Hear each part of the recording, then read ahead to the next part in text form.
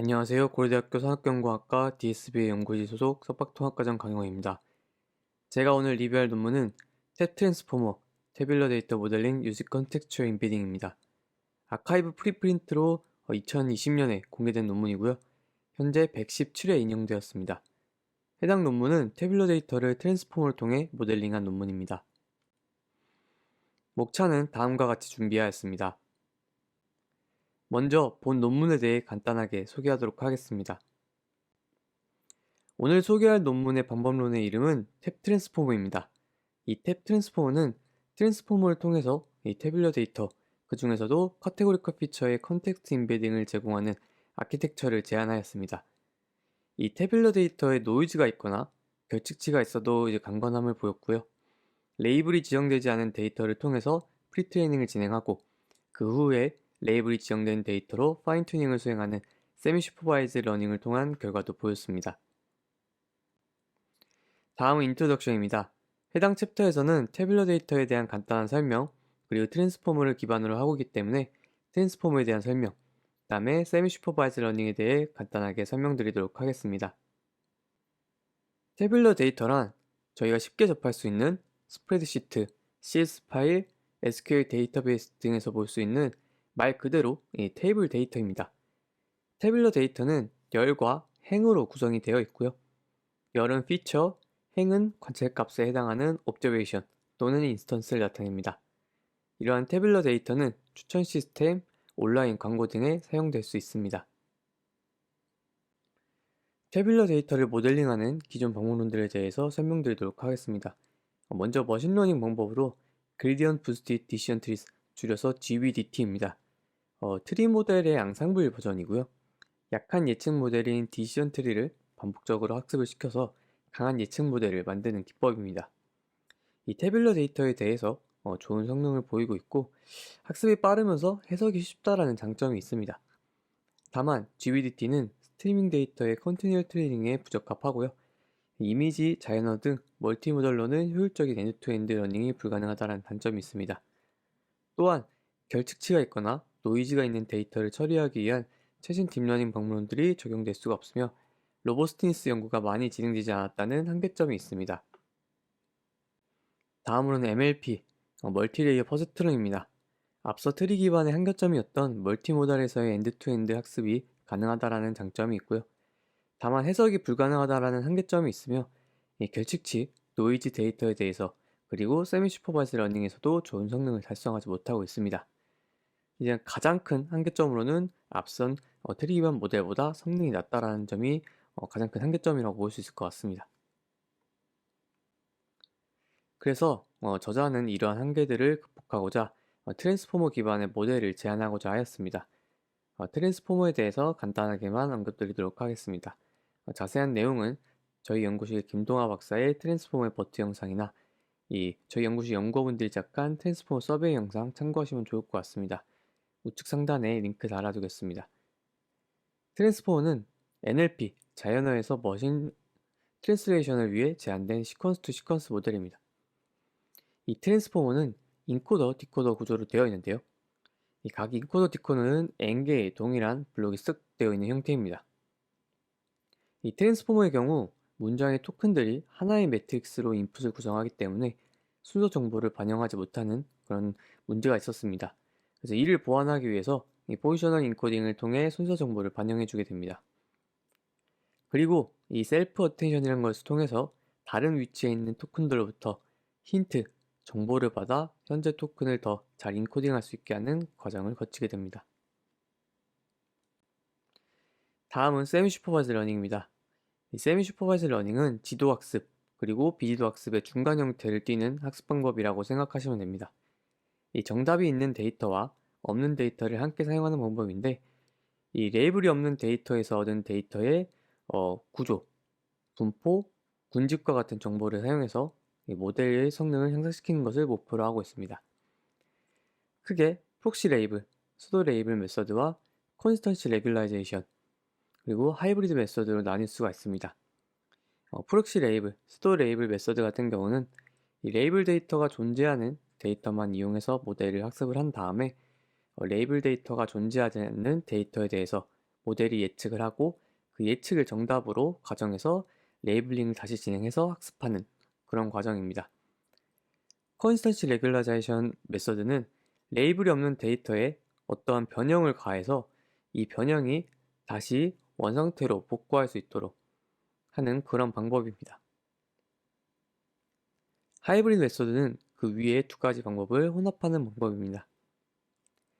이 세미 슈퍼바이스 러닝에 대해 자세한 설명은 저희 지도 교수님인 강필선 교수님께서 저희 연구실 유튜브에 강의 영상 올려주셨으니까요. 그거 참고하시면 좋을 것 같습니다. 우측 상단에 카드 남겨놓도록 하겠습니다.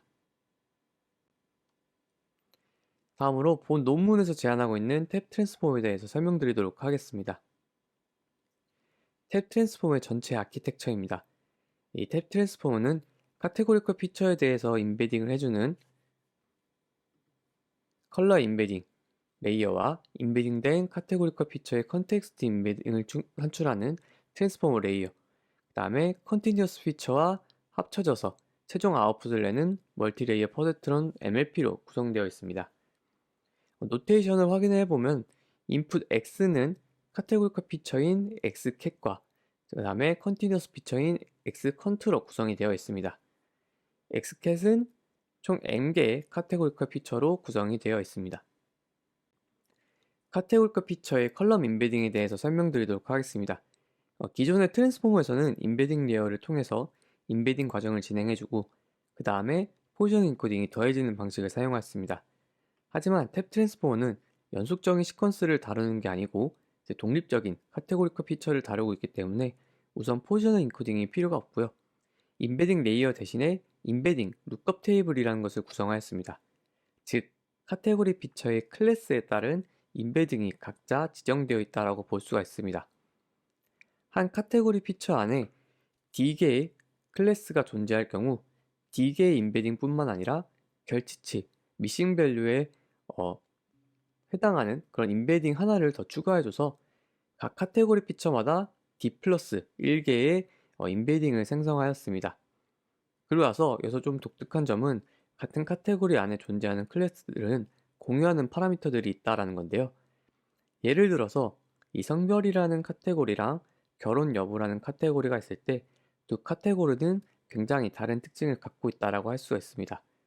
하지만 이 성별이라는 카테고리 안에 남자, 여자라는 성별은 성별이다 라는 특징을 공유하고 있다라고 할 수 있습니다.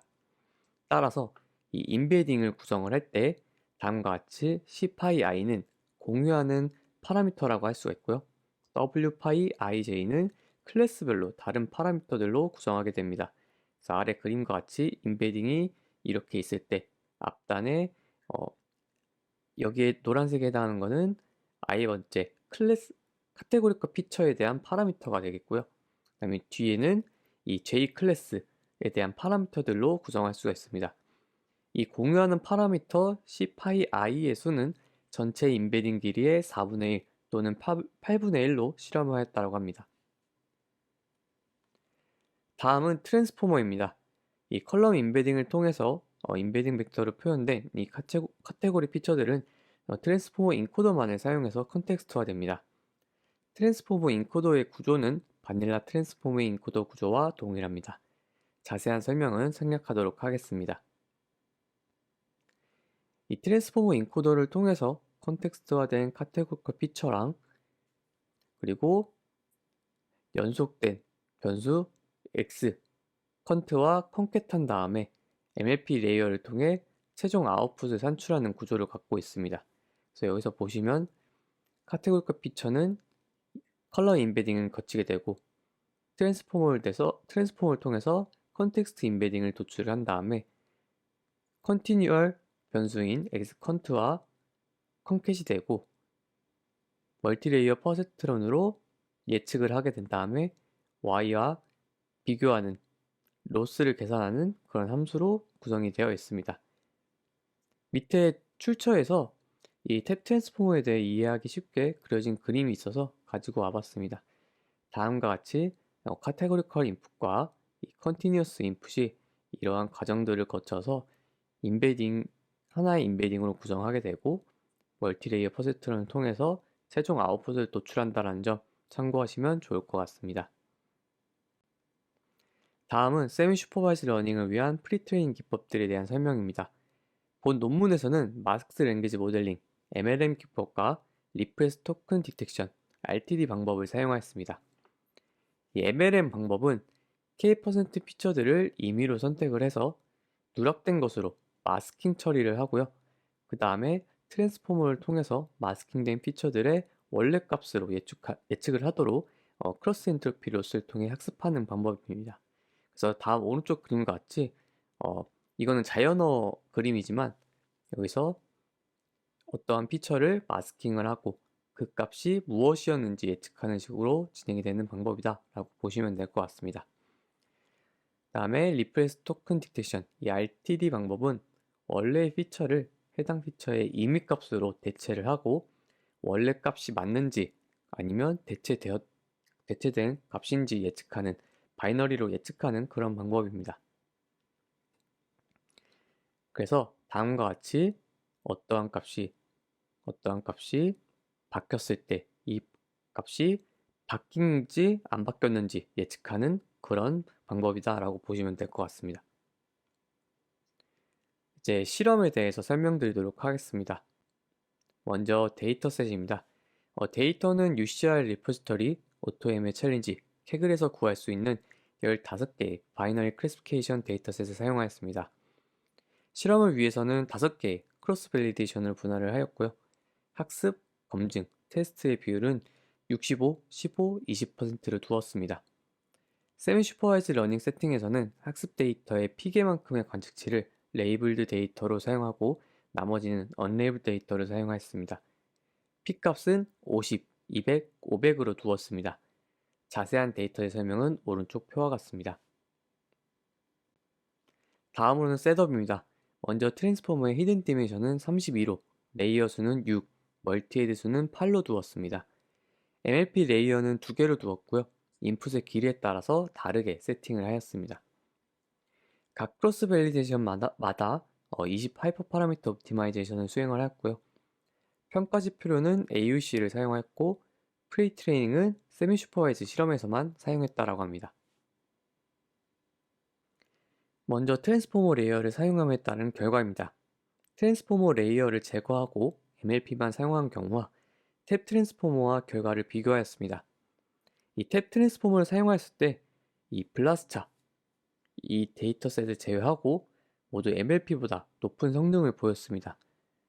그래서 15개의 데이터셋 중에 14개의 데이터셋에서 더 좋은 성능을 보였고 평균 1% 정도 더 좋은 성능을 보였다라고 합니다. 다음은 트랜스폼의 특정 레이어에서 모든 컨텍스트 인베딩을 추출한 다음에 각 클래스마다의 2D 포인트의 평균으로 마킹한 시각화 결과입니다. 가장 왼쪽이 탭 트랜스폼을 사용한 경우, 가운데가 트랜스폼을 통과하기 전 인베딩, 오른쪽이 MLP의 인베딩입니다. 왼쪽 탭 트랜스폼의 결과를 보면은 인베딩 스페이스에서 의미적으로 유사한 클래스들이 서로 가깝게 클러스터를 형성하는 것을 볼 수 있습니다. 직업, 교육 수준과 같은 이런 클라이언트 기반 피처들이 중앙에 위치를 하고 있고 이 월이나 날 같은 이 비클라이언트 피처들이 바깥쪽에 위치하고 있는 것을 볼 수가 있습니다. 또한 밑쪽 클러스터를 보면은 주택대출 소유와 채무 불이행 같은 경우가 가깝게 위치하고 있고 이 왼쪽 클러스터를 보시면은 학생이라는 인베딩, 그 다음에 미혼, 군인 신분, 주택대출이 없음, 고등교육 수준이 함께 그럼 모여 있는 것을 볼 수가 있습니다. 그리고 오른쪽 클러스터에는 이 교육 수준에 따라서 직업 유형들이 밀접하게 연관되어 있다는 걸 볼 수가 있습니다. 가운데 트랜스포머 통과전 인베딩 같은 경우는 비클라이언트 기반과 이 클라이언트 기반의 피처를 구분하는 것을 볼 수가 있습니다. 대신 이 클라이언트 기반의 피처들은 한 군데에 좀 모여 있는 것을 볼 수가 있습니다. 오른쪽 MLP 같은 경우는 이러한 패턴을 보이지 않고 의미상 유사하지 않은 많은 카테고리, 클래스들이 함께 그룹화되어 있는 것을 볼 수가 있습니다. 따라서 이 탭 트랜스포머가 의미상으로 유사한 클래스들에 대한 정보를 잘 학습하였다고 볼 수가 있습니다. 다음은 각 데이터셋 및 각 레이어에 대해 AUC의 평균 CV 점수를 계산하였습니다. 여기서 컨캣은 이 탭 트랜스포머가 사용한 것과 동일하게 각 인베딩을 컨캣한 결과이고, 풀 같은 경우는 모든 인베딩 벡터의 맥스 풀링 또는 에버리지 풀링을 한 경우라고 합니다. 이 최종적으로 레이어 수가 늘어남에 따라서 모델의 성능이 개선되고 있다는 것을 확인할 수가 있고, 이에 따라서 트랜스포머 레이어가 진행됨에 따라서 인베딩이 더 효과적임을 보였습니다. 대조적으로 이 MLP만 사용한 경우, MLP만 사용했을 때가 모든 데이터셋에 대해서 가장 안 좋은 성능을 보였습니다. 다음은 노이즈 데이터에 대한 결과입니다. 기존의 데이터셋에서 특정 비율에 맞게 값들을 무작위로 생성된 값으로 대체하여서 노이즈 데이터를 생성하였습니다. 노이즈 비율이 증가함에 따라서 모든 방문론의 성능이 감소하였지만 그 감소 폭이 탭 트랜스포머가 가장 낮았으며 MLP보다 좋은 성능들을 보였습니다. 특히 이 블라스터 데이터셋에서 노이즈가 증가하여도 탭 트랜스포머의 성능 감소폭이 가장 작았습니다. 다음은 결측치 데이터에 대한 결과입니다.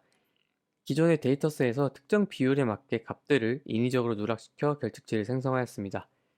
결측치를 처리하는 방법은 두 가지로 사용할 수가 있는데, 첫 번째는 해당 열의 모든 클래스에 대한 평균 인베딩을 사용하는 방법, 두 번째는 누락된 값의 클래스 인베딩, 앞서 설명드린 것과 같이 카테고리과 피처들이 공유하는 파라미터를 사용하는 방식을 선택할 수 있다고 언급을 하고 있습니다. 하지만 이 벤치마크 데이터셋에는 인위적으로 결측치를 생성함으로써 같은 카테고리과 피처들이 공유하는 파라미터를 효과적으로 학습할 만한 그런 데이터 수가 부족하기 때문에 평균 인베딩을 사용하였다고 합니다. 결과적으로는 탭 트랜스포머가 MLP보다 더 나은 안정성을 보였다고 합니다. 다음은 지도학습 결과입니다. 총 6가지 베이스라인 모델들과 비교하였습니다. 결과적으로 탭 트랜스포머, MLP, GBDT가 상위의 성능을 보였습니다. 이 탭 트랜스포머가 MLP보다 평균 1% 향상된 성능을 보였고, GBDT보다는 성능이 낮지만 비슷한 성능을 보였습니다. 또한 최신 딥러닝 방법인 탭넷과 VIB보다 우수한 성능을 보였습니다. 다음은 세미 슈퍼바이즈 러닝에서의 결과입니다. 왼쪽이 3만 개보다 많은 데이터셋에 대한 결과이고, 오른쪽이 3만 개보다 적은 데이터셋의 결과입니다. 50개, 200개, 500개의 레이블이 지정된 데이터가 있을 때를 실험하였습니다. 그래서 RTD는 리프레스 토큰 디텍션 실험을, MLM은 마스크드 랭귀지 모델링 실험을 진행한 결과입니다. 이 R은 엔트로피 레귤러라이제이션 방법을 사용한 결과이고, PL은 스토어 레이블링, DA는 디노이징 오토인코더 구조를 사용한 결과입니다. 결론적으로 탭 트랜스폼의 RTD, MLM이 50, 200, 500개의 레이블이 지정된 데이터 포인트 시나리오에 대해서 평균적으로 1.2%, 2%, 2.1%만큼 다른 방문원들보다 성능이 향상되었으며, 레이블이 지정되지 않은 데이터의 수가 적을 때는 RTD 방법이 다른 방문원보다 성능이 우수하였고, 이는 탭 트랜스포머의 RTD가 MLM보다 쉬운 프리트레인 태스크 덕분에 탭 트랜스포머의 MLM 세팅보다 더 나은 성능을 나타냈다라고 논문에서 설명하고 있습니다. 마지막으로 결론입니다. 탭 트랜스포머는 트랜스포머 인코더를 통해서 태블러 데이터를 모델링하고자 하였습니다. 특히 카테고리카 피처를 중점으로 다루고 있는데, 인베딩 룩업 테이블을 통한 컬럼 인베딩 방법에 대해서 제안을 하였으며, 이를 트랜스포머 인코더를 통해 컨텍스트 인베딩을 제공하는 그런 아키텍처를 제안하였습니다. 해당 방문로는 노이즈가 있거나 결측치가 있을 때도 강건한 성능을 보였으며, 레이블된 데이터가 부족하다는 가정하에 세미 슈퍼바이즈 러닝을 진행하기 위해서 이 자연어 분야의 프리트레이닝, 파인튜닝 방법론을 차용해서 실험을 하였습니다. 제가 준비한 탭 트랜스포머 리뷰는 여기까지입니다. 지금까지 시청해주셔서 감사합니다.